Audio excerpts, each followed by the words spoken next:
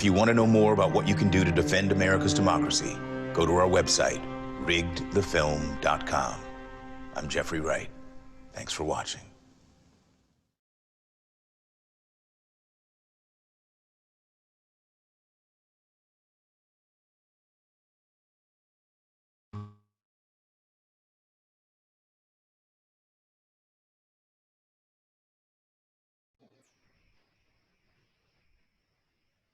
Hey, everyone.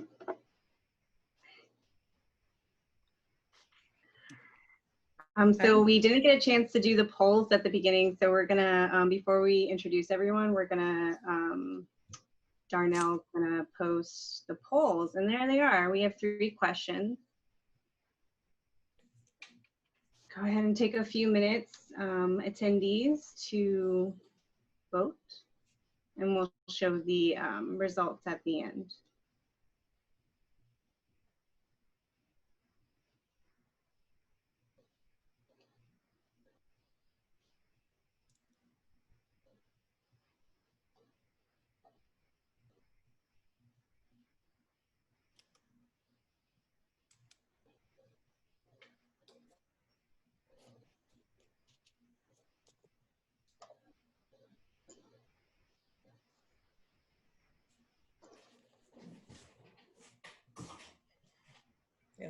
Okay, and while everyone's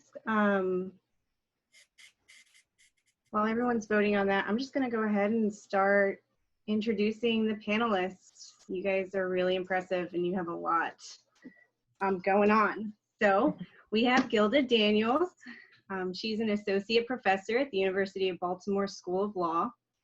Professor Daniels is a nationally recognized voting rights and election law expert, has served as a deputy chief in the Department of Justice, Civil Rights Division, voting section under the Clinton and Bush administrations, and has almost 2 decades of litigation, negotiation, and consulting experience in the substantive voting rights area. She has drafted and participated in amicus briefs filed in the United States Supreme Court, frequently consults on voting rights issues, and is the author of the recent publication Uncounted, The Crisis of Voter Suppression in America. We also have Brad Ashwell. Brad Ashwell is the Florida State Director of All Voting is Local. He has more than 15 years of state and federal legislative experience with nonprofit advocacy groups working to improve election administration systems and voter access. Prior to joining All Voting is Local, Mr. Ashwell worked as a research associate with Integrity Florida and has also worked here in Tallahassee as the legislative director for the Florida Alliance for Consumer Protections. He is also the was also the state policy director for the State Voices Florida Civic Engagement Table, as well as the state director at the Florida Public Interest Research Group. And then we also have Sam Delgado. He is the statewide voting rights organizer for the ACLU. Mr. Delgado has been involved in a variety of electoral campaigns and has a strong history at advocacy work that has a focus on civic engagement, immigrant rights, and language accessibility.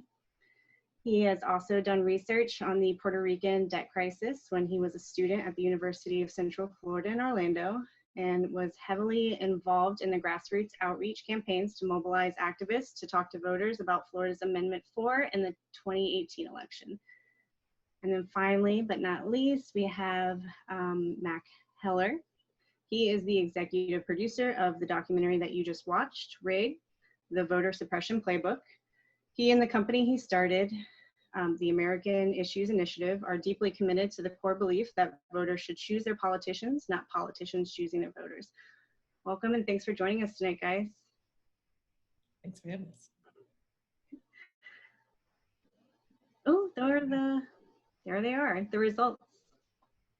Does everyone see those results, or do I just see them? Just me? We can see them. Oh, you can see them? Okay. Yeah, we can see. All right. Voter suppression. And all right, well, I'm gonna get started with the Q&A with you guys. Tonight, we're going to discuss democracy in the time of COVID-19 and how Florida as a state should adopt to this new reality of voting during a pandemic. I'd like to remind our attendees to please post your questions for the panel on the Q&A tab, and we will get to them shortly. And then I will ask my esteemed panelists to keep their answers to under 2 minutes if possible. And the first question is going to go to Professor Daniels. How did Florida and other southern states' Jim Crow laws impact Black voters after the Civil War and even after the 1965 Voting Rights Act? 2 minutes? Sorry. Oh, wow. Okay, so how did Jim Crow laws impact the South? In 2 minutes. Well, after the passage of the Civil War amendments, the 13th, 14th, and 15th amendments, newly enfranchised African Americans began to register and to vote in large numbers, and were electing people on state, local, and even federal levels. We had African Americans in the United States Senate, as well as the House of Representatives and legislatures across the South. That was met with with violence, economic terror, and certainly the institution of Jim Crow laws in the early 1900s, where poll taxes, literacy tests, grandfather clauses, murder, and other weapons were used to ensure that Blacks would not use the ballot box and not certainly have the right to vote. In 1890, there were 140,000 Black men in Alabama who were registered to vote, but in 1906, only 46 Black persons were registered to vote in the state. So you went from having large numbers of persons registering to vote in 1890, and then in a few short years, that number, because of grandfather clauses, literacy tests, poll taxes, that number dwindled to less than 50. And we saw that decline right through the passage of the Voting Rights Act, where barriers such as literacy tests, poll taxes, et cetera, and other disenfranchising mechanisms were removed because of the Voting Rights Act, which is called one of the most monumental pieces of legislation, certainly in the history of our country. Is that 2 minutes? I got another 45, but I'll just try to cut that to 2. Perfect, thank you. That was a tough one. And my next question is for Mr. Ashwell. What is our state legislator doing right now to address the issue that it might not be safe to go or to work the polls this November? Well, the state legislature isn't doing anything. They're not meeting right now, and the governor has signaled. Can you hear me? Okay. Okay. The governor has signaled that he's not going to call them back into session. There was some question whether that would happen because of budget needs, but and there's still a remote possibility that it could happen. But the legislature is kind of out of the equation. But the governor recently, last week, issued an executive order. There are mixed feelings about it. What he did specifically around polling places and poll workers is he basically allowed state workers to have a day off or 2 days off on the primary and general election day to serve as poll workers and encourage them to work with supervisors. And he allowed elementary, or I guess K through 12 schools to be used as polling places, which were, those are very different solutions than what supervisors of elections around the state had asked for. You have 67 counties, an elected supervisor of election in each one of those. They're constitutionally elected officers. They run the elections in each of those counties very differently. There's a lot of flexibility for them to dictate how elections are run, and there's a huge variety in how they run things. So it's, the jury's out how this is going to pan out. We're actually trying to feel this out right now. Like how's that going to work? What's the process? Are the supervisors going to reach out to the state? Is the state going to reach out to the supervisors? What kind of incentives are there going to be? What are the nuts and bolts of this? That's a big question we're all grappling with as advocates right now, but it's a real issue. There's the issue of poll workers being scared of serving due to COVID. If they don't show up, poll places close down. poll closures almost always disparately impact minority communities. That's a huge issue into itself. And honestly, that was kind of a concern of ours with the supervisors. The supervisors' request to the governor back in April was that they be allowed to consolidate polling places and set up what are called vote centers or super vote sites. And they have, you know, the devil's in the details. They can be set up well or they can not. It just depends on how they pursue it. But yeah, it's a good question. It's something we're looking at very carefully. Britton, I'll volunteer my perspective as an out-of-stater, which is that the data that we have on primaries that have taken place in, for instance, Georgia and Wisconsin over the last couple of months during the virus is not encouraging. And it's really clear what happens. Not enough poll workers, not enough polling places, very long lines, more mail-in ballots than anybody anticipated. And you lay on top of that what will be a very high turnout year. So more voters of all types than people anticipated. And this has gone horribly wrong in Georgia and horribly wrong in Wisconsin. I can't point to any state that's had a primary during the virus where everything's gone swimmingly right. Bad experiences, Pennsylvania, I could go on. And so all this is known. It's not like you got to wait and see how other people do before you, Florida, decide what to do about November. You need to do it now. It's clear to me from Brad's remarks that the legislature and the governor have concluded that nothing that happened in those other states is going to hurt them. It may hurt the democracy as it did in the other states, but it won't hurt them. And so if you guys want to create change, it's going to have to come from the people. It's going to have to be social action. It's going to involve money, and it needs to start now. Can I also add, Britton, that one of the things, one of the other jobs I have is I'm the litigation director for Advanced for Project, this national office, and we have filed a lawsuit along with Latino Justice and Demos on behalf of Dream Defenders, Organized Florida, Latino Justice, and a New Florida Majority, and other individuals trying to do exactly what Mac is talking about, which we filed a lawsuit during the presidential primary in March saying that Florida need to make an adjustment. Florida need to make some changes in order to ensure that people could vote safely and in a non-discriminatory manner. So our lawsuit asks the state to do common sense things, right? Extend the deadline for the receipt of vote by mail, right? We asked for curbside voting. We asked for drop boxes. We asked for remedies in regards to voter registration and the online voter registration, because right now, who's registering, right?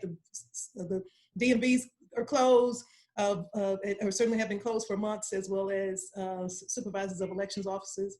And we've filed a lawsuit against the supervisors of elections, the 67 counties, as well as the Secretary of State's office to say, as Mac has said, you need to do these things now. We don't need to wait until November to say that there's a problem. We know that there's a problem, and there's certainly a solution that can be had. Is there a way that we can look up to kind of keep track of that lawsuit? Oh, absolutely. I'll send the title of the case is Dream Defenders versus DeSantis, but I can share. I'm not the technology person. I'll make sure that I can send that. I'll send that information. Should I send you? Tell me who to send it to, and I'll make sure I send it so you can. If you send it to Darnell, he can put it in the chat. You know, the sad thing here is that it's all in this book. It's all in Gilda's book. You know, we've seen this movie so many times, and somehow it's people of color and poor people that end up on the short end of the stick. You know, gee, XYZ was perfectly able to vote in the suburbs, and then some other area, poor people, people of color, just, you know, it just didn't happen, or they had to get back to work, or whatever, the bus line didn't go there. You've seen this 100 times. I'd like to ask Mr. Delgado and answer our question. So RIG was very focused on the problem of voter suppression. We saw it in the Wisconsin primary and the Georgia primary, like Mac was saying earlier. Yet surprisingly, voter suppression received little attention during the Democratic primary debates. And as a voting rights coordinator, do you see that the average citizen seems unaware of voter suppression? think that it's something that is gaining a lot of attention, particularly here in Florida, where we had Amendment 4 on the ballot in 2018. And that gained about 65% of the vote. 65% of folks in Florida voted in favor of it. And so having that on the ticket just forced so many conversations around the state of our elections here in Florida. And so I think that additionally, you know, Florida, every single election, there's something that happens, whether it be in 2000, in the elections in 2004, we had them in 2016 in Broward County and in Orange County. There have been just a litany of different stories around issues with voting. So I think that there's definitely a lot of attention around efforts to suppress the vote and issues in the administration of our elections as well. Mhm. But I would definitely like to see more attention as well. All right, Mac, the Project Red Map in 2010 helped turn around a number of state legislators, and the Democrats seemed to be caught sleeping. The result was massive gerrymandering and the undercutting of the principle of one person, one vote. Do you see this happening again with redistricting in 2021 after the newest US Census data is released? Yeah, I think the Democrats are awake at this point, so it'll at least be a fairer fight. But the Red Map project was so successful, and of course, computer technology has advanced in the 10 years since then. So these maps will be offered by both parties. I'd like to hope the Democrats offer fair maps. The Republicans have not shown evidence of that yet, and indeed are suing in a number of states to prevent citizen-led commissions from doing the redistricting. Michigan is an example where the citizens were so sickened by the gerrymandering that had taken place that through a citizen initiative like Florida's Amendment 4, they installed citizen-led commissions to do the redistricting, hopefully to do it on a nonpartisan basis. And then the state legislature sued in order to reclaim that prerogative for itself. Anytime you see incumbents wanting to control the redistricting, your spidey sense ought to go up, because it's not to make it better for the voters. Politicians are human beings, and they will tend to try to perpetuate their own careers and to use either voting regulations or redistricting to do it. So yeah, it's about to come up. The census, you saw the administration tried to bend the census in a way that was deemed illegal, but the purpose of that was to affect redistricting. And the only difference this time is that the Democrats have an organization started by Eric Holder and President Obama to bring a countervailing voice into it. But yeah, everybody's gearing up to do it, and it really, really matters. You know, that Red Map thing that we go over very quickly in the film, they had a pitch book, and the Republican State Legislative Committee had a pitch book, which we got a copy of in our research for the film and our reporting. And we went around, and they went around to different investors, right-wing funders, and said, look, if you give us $35 million, we can create redistricting such that 25 seats in the Congress, that's 25 out of 435, will become Republican seats without winning a single additional vote. And if you tried to do that through elections, you'd have to contest those 25 races in each of 5 contests over the 10 years, and it would cost you $250 million to do that. And we're willing to do it for only 35. And you know what? And to me, that's just a shocking, horrible story. And the most horrible thing about it is that's just what they did, and it worked. And so as we approach this redistricting, every citizen in every state ought to be aware of that.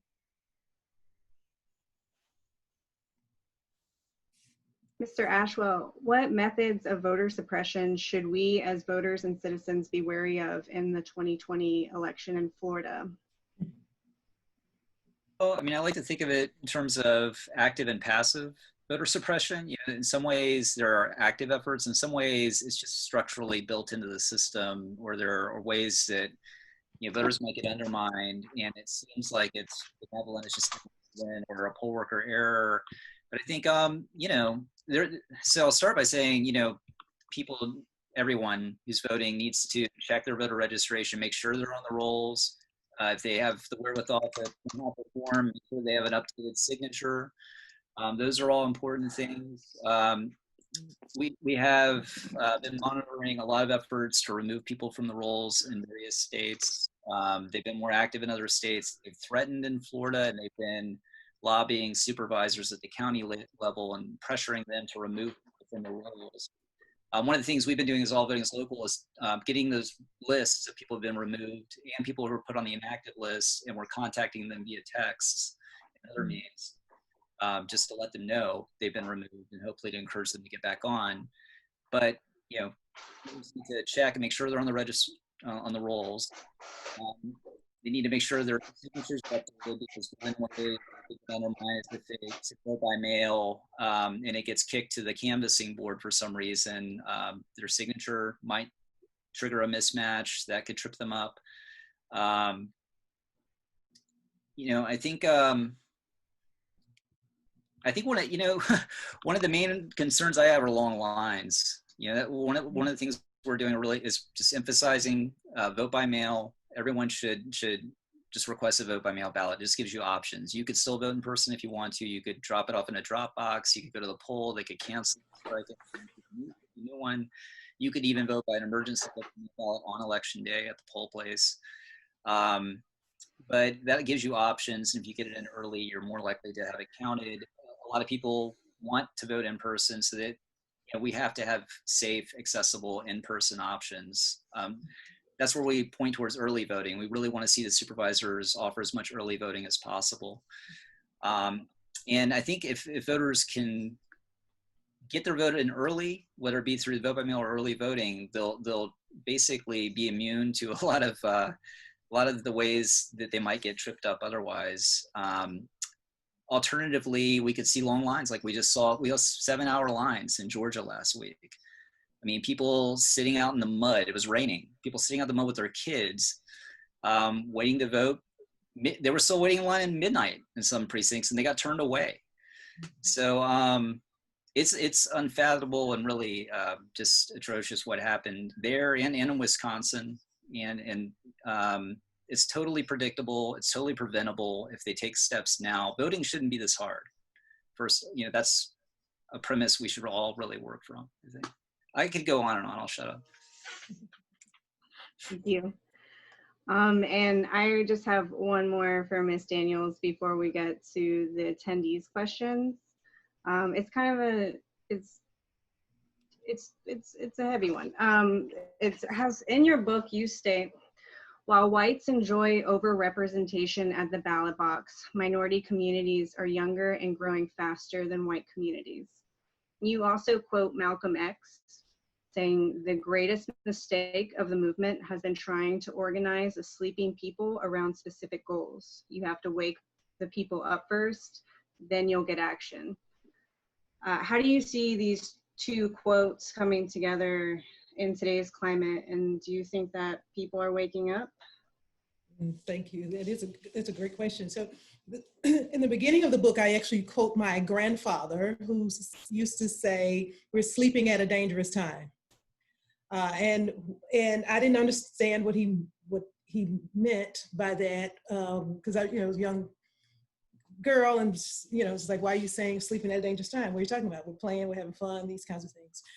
But I can certainly apply it to our world today and our culture, right? Because we kind of got lulled into a state of complacency where, we elected Barack Obama and, had these 8 years of President Obama, and we had economic situation had become better. And so we kind of got lulled into not looking at what was happening around us, because at that same time, that's when we started getting voter ID, restrictive voter ID, right?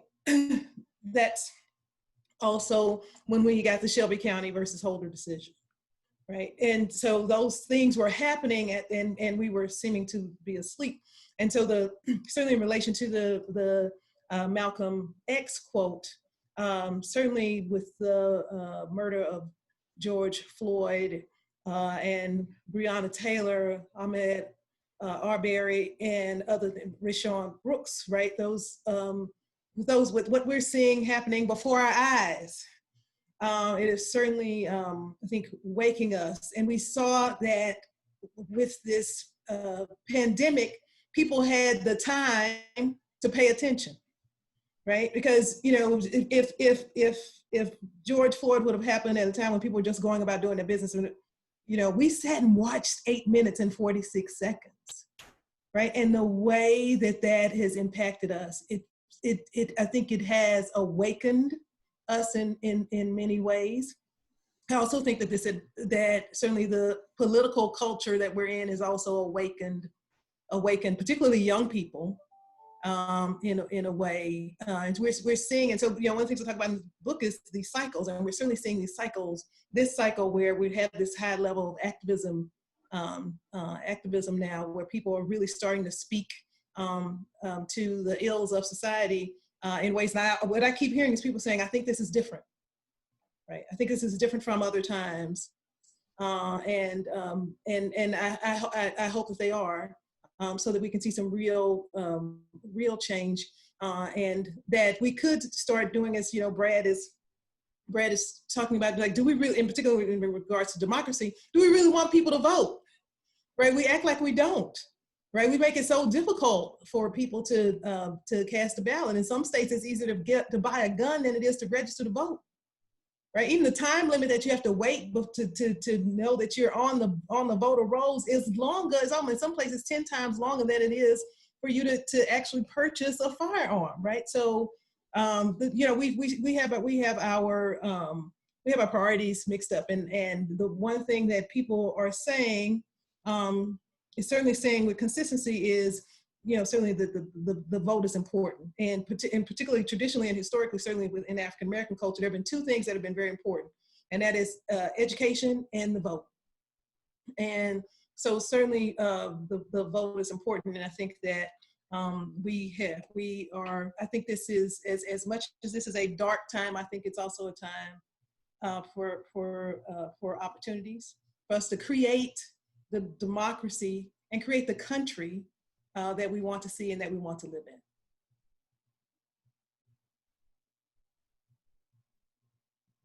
Thanks for that.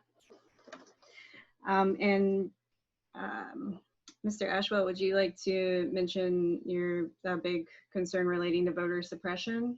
Yeah, there was something I forgot to mention that's pretty glaring. I can't believe I forgot it. But, you know, back in the 80s, the Republican National Committee, the RNC, agreed to a consent decree that they wouldn't do poll monitoring in an oppressive way that was intimidating to voters.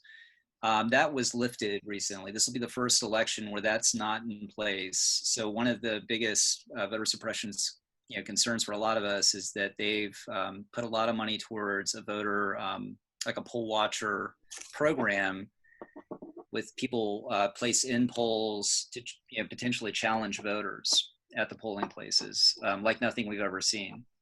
So we're all kind of buckling up for that. And I mean, as far as voters are concerned, people who are watching this, if you run into that, I mean, you might get pushed to a provisional ballot.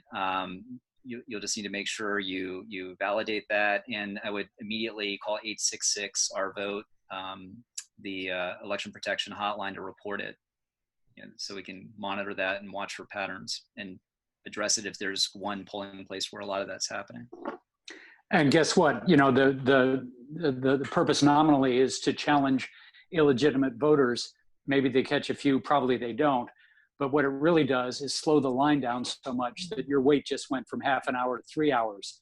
And they'll only do this in the part of town where a lot of people who they don't want to vote are voting. this stuff's not complicated. These are old tricks, and they only do them because they work. So watch out.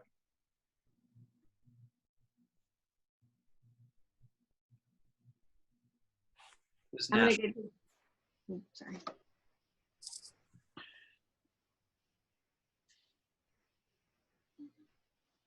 Mr. Delgado, you can go. Sorry. Oh, I thought you were asking something. Oh, I was. Yes, I was gonna actually ask you. What is? We have an answer from, or a question again from the attendee. They want to know what the best way for individual citizens to combat voter suppression in our communities. Yeah, definitely. I love that question. Is basically a proactive approach in developing a relationship with your supervisor of elections goes a really long way as far as being able to advocate for improved administration of elections at the local level. You know, they, especially here in Florida, supervisors of elections have so much power over the way that elections are run. And these are local seats. So these are not people who are in Tallahassee, they're not in Washington, D.C. And quite frankly, they're not really used to getting contacted by their constituents. Additionally, right now, we're in a time window where there are primary elections coming up, and there's an election in November where many of them will be on the ballot. And so they have so much skin in the game to hear people out as to what are the ways that our elections can be administered and improved upon to ensure that the most people have access to the ballot box. And so if I had to give like one suggestion that someone could take away is reach out to your supervisor of elections and raise these concerns as a concerned constituent. You know, you don't have to be a policy expert to have this conversation with them. You can say, I know that this is a problem that we're seeing around the country, and I want to know what you're doing to address it. And you know, it definitely helps to be armed with some information, which, you know, I'm happy to connect folks with resources about it. But yeah, having that conversation proactively about what concerns you have is a huge one with your supervisor of elections. Can I add also volunteer to or sign up to be poll workers on election day? You can do that, and they need the help. Mm-hmm. So it's a way to certainly be involved, and so that and hopefully in many ways you can prevent voter suppression from happening, right? So when someone's challenging a voter, you know the rules. You know that people can vote and how they can vote, and so if someone's challenging someone because they're Black or because they don't speak English or because of whatever reason they have, that's certainly not consistent with how allowing people to register and vote to vote, then if you're serving as a poll worker on that day, you can prevent that from happening. So, there's also nonpartisan election protection. That 866 Our Vote line is associated with a whole network of volunteer poll monitors who work with groups like Samuel's and mine and Advancement Project and others, all collaboratively to monitor polls on election day. And then there are attorneys and command centers who they, lift the questions to, escalate the questions to when needed. And we try to solve the problems on the spot, but if not, we've got it on record and we try to look for patterns and address any systemic issues. Poll worker is probably a better one though, to be honest. I mean, well, they changed the law, so now if you're a poll monitor, you have to be 150 feet away from the door. Yeah. A lot of the places we were monitoring in March during the PPP, the presidential preference primary, we're literally standing in the road. Right. So, right. We don't find out about it until after it's been done, right? After someone's been turned away or after they, so if you're inside the polling place. Yeah. If you're a poll worker, you're right there inside. You can make a change, make a difference. Here's another really good question. It says, while I am a passionate believer in the right to vote, I don't understand the problem with voter ID. We use it in Florida. I understand from the film the difficulties there might be to get one. Please clarify. May I take that one? When I started making this film, that's a very reasonable position. when you burrow into these bills, some of these bills, not some states have a normal approach to voter ID. And by the way, you know, for my lifetime, any poll would require many polls would require some sort of identification, but you could bring a utility bill, a bank statement, a driver's license, you know, any number of things to reasonably establish your identity. These laws are different. These laws, as we dug into it, deliberately require IDs that certain groups of people don't have. And this was known to the drafters of the legislation in, for instance, Texas and North Carolina as they did it. Indeed, they got a list in each of those two states of, you know, these are the possible IDs that people have. And they asked for data. I'll take Texas as the example on which IDs are differentially held by which people. So it turns out in Texas, Black and brown people are differentially likely to hold a government work ID and a University of Texas college ID. And so guess what? Those don't work for voter ID per the Texas legislature. A concealed carry license is held in a state that's about 50-50 white. Concealed carry licenses in Texas are held 86% by white people. Amazingly, yeah, those are good for voter ID. So the legislature went through and figured out how to advantage white people, disadvantage people of color in the denomination of what IDs would count. That bothered me. And the reason given, of course, is, well, to prevent voter fraud. And I said, well, let's find the voter fraud. You've seen the film and you've seen how we chase around with these guys in North Carolina who said, come with us, embed with us. We're the fraud hunters. We'll find voter fraud. And we wasted more time with those guys than I'd like to admit. And of course, they never found anything. And at the end of it, at election day, Jay Delancey, you know, we say, hey, Jay, buddy, you didn't find anything. And he looks at us and looks at the camera and says, that just proves how devious, how clever, and how big this thing is. And so the absence of material fraud committed by people pretending to be someone else, the pre-existing serious grave penalties and logistical difficulties of doing that, and the evil intent of these state legislatures who deliberately use these laws to cut back on the votes of, you know, one more thing, the litigation over these laws. Every judge who presided over a trial to see about these laws asked the plaintiffs trying to kill the voter ID law how many people are disenfranchised, and asked the defendants trying to defend the voter ID law, how much voter fraud have you seen? Mm-hmm. And the numbers of disenfranchised voters, people who were registered, had been voting sometimes for decades, Wisconsin, 400,000, Pennsylvania, 500,000, Texas, 600,000, North Carolina, 400,000. These are huge numbers of people disenfranchised, American citizen voters disenfranchised by these laws. How much fraud? Pennsylvania, well, we've heard of fraud, but no, judge, I can't find any for you.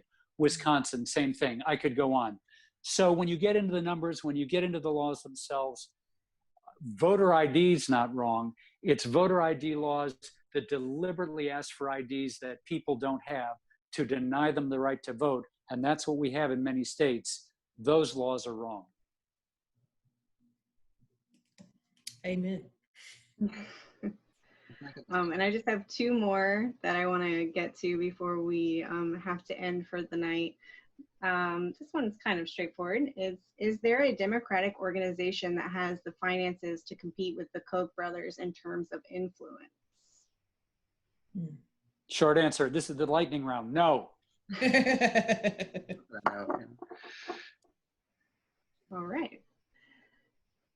And then finally, our final question. I saw an infographic on Instagram where the claim was that in Kentucky, Jefferson County, there is one polling place today for 600 or 6,000 registered voters versus the 2018 200 polling places.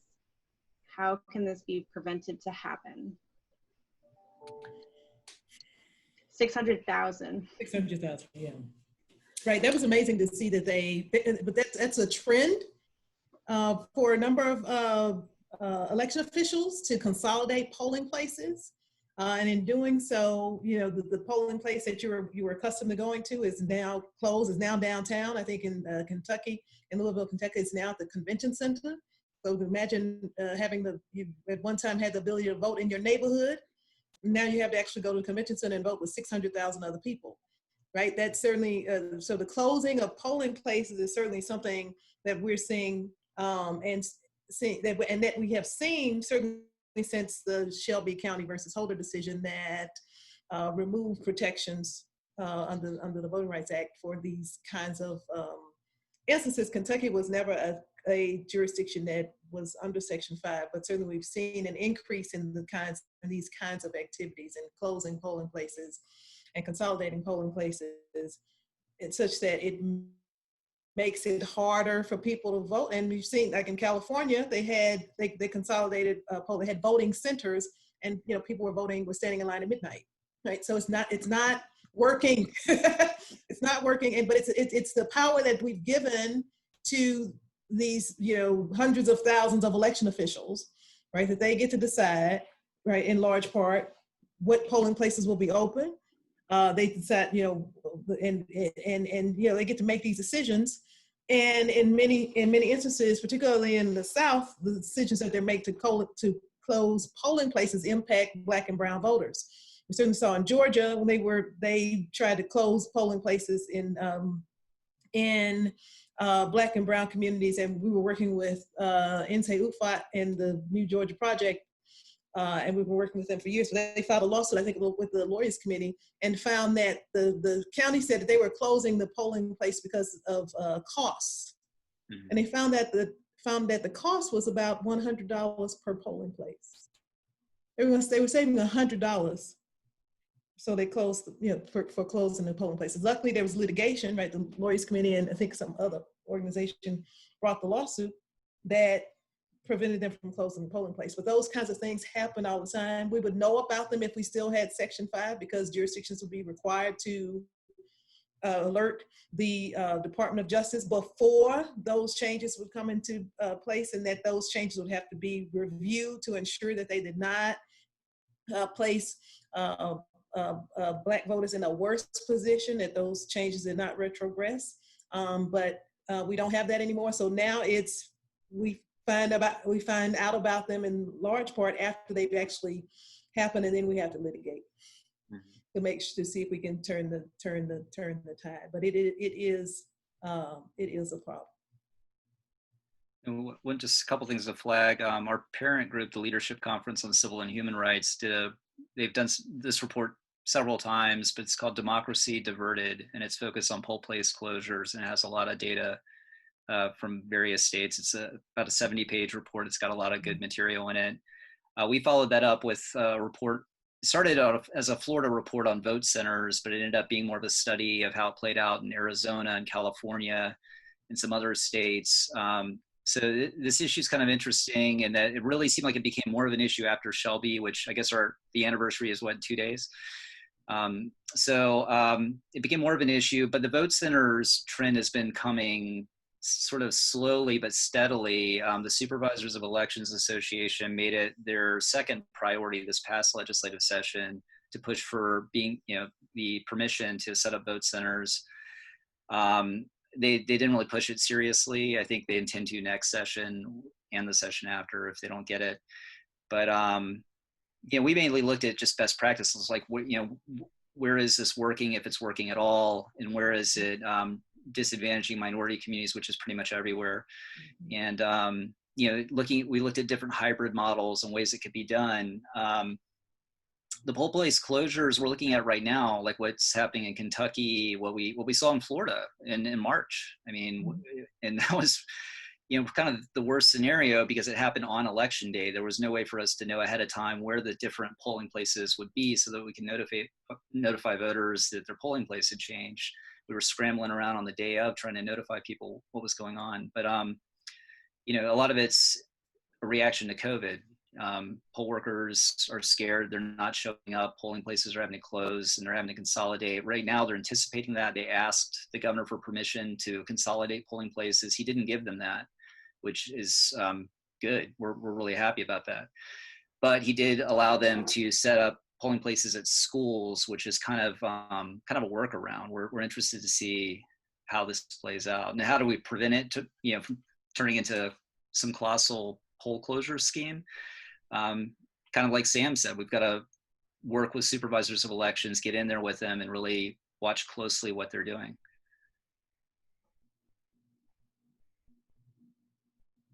Okay, so I think it's about time to wrap up. Amy, can you lead us to the end? Thank you, guys. It was really fun. Thank you. Thanks. So thank you everyone for coming and watching Rigged, and also for your questions tonight. We want to thank again our esteemed panelists, Professor Gilda Daniels, Brad Ashwell, Sam Delgado, and Matt Keller for joining us. We also just wanted to go over a few events that we're offering in July. We're July 9th at 6 p.m. We're offering In Our Own Voice, which is a presentation to raise awareness for mental health conditions presented by the National Alliance on Mental Illness. On July 14th at 6:30, we'll be doing a family history workshop for using land records. And on July 23rd at 6:30, we'll do a children's mental health workshop on behavior management pointers. And August 3rd, we'll be doing a Learning Express workshop for job skills. And you can find all of that on our website at leoncountylibrary.org. As you've probably seen in the comments, there's been some links, so you can visit the riggedthefilm.com for more information, or to request a virtual screening for your organization. We're happy to report that we'll be ordering Professor Gilda Daniels' book. It's currently not in the catalog yet, but we will be putting a link to it in our Facebook event for it, just so you guys know that you can put a hold on it when it's available in our catalog. There was also a link earlier for a link to it online as well if you want to view it there. So just thank you all for joining us tonight, and we hope you have a good night. Thank you. Thank you. Thanks. Bye. Brad and Sam, I need to email you. I'll have to just to say hi. Yeah, please. Yeah. For sure. About your book. Thanks. All right, Thanks, Mick. Take care.